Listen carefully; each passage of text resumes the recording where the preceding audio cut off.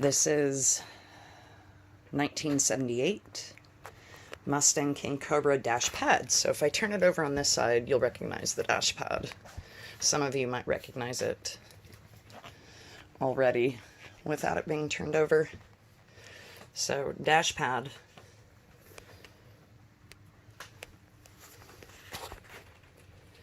Okay, so what I had a problem with in mine when I got my car was there were multiple cracks in the dash pad.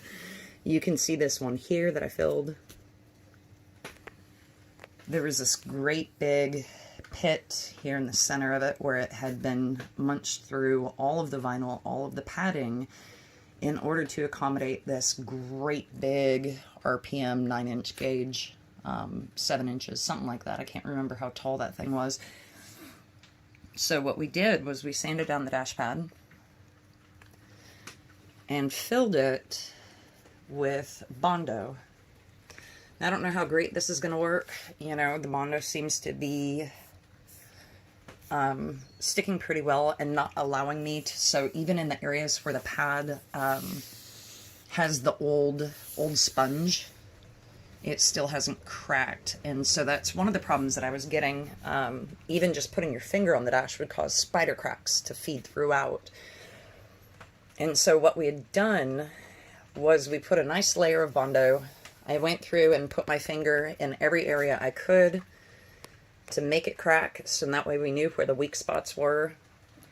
And we sanded down and then Bondoed it back up. So for example here, I just ripped out a chunk of the dash from here back because all of this was cracking to the touch. Because what I don't want to do is get new vinyl on and then have it crack underneath and have that vinyl have an uneven surface under that vinyl, because that'll eventually end up showing. When I turn this over, a lot of you probably know the headache of crash dash pads if you've got a 77 or 78 Cobra, or even a Ghia Mustang 2, any Mustang 2. So this is one thing that I'm seeing, is that the pad actually shrunk over time and pulled off of its mounting on this side and slightly on this side. This side is not that bad. It just slightly, you know, has a gap. So what I'm going to try to do when I mount my new vinyl is mount it up over this hump, clamp them together, and hopefully that new vinyl will help this sit in place. So this is the new vinyl that I got for it. I did get a lot of this vinyl, probably way more than I needed. So this is the original color.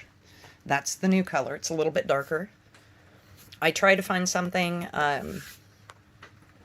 that would match this as well as I could, and this is really the best thing that I came up with. I'm not a fan of going with like lizard skin or snake skin vinyl.